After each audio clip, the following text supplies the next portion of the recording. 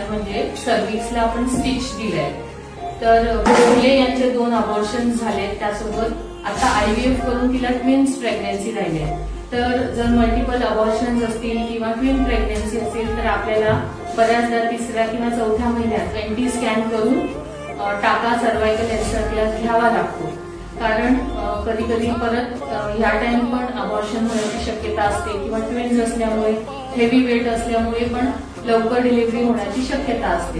तर हे आपण असं सर्व्हायकल एन्सेफलास ज्यांचं केलेलं आहे. दुसरी गोष्ट आहे की एन्सेफलास केल्यावर सुद्धा वेळेवर आपल्या ज्या डॉक्टरांनी मेडिसिन्स दिले ते घ्यायला पाहिजे. बेड रेस्ट कंटिन्यू ठेवायला पाहिजे.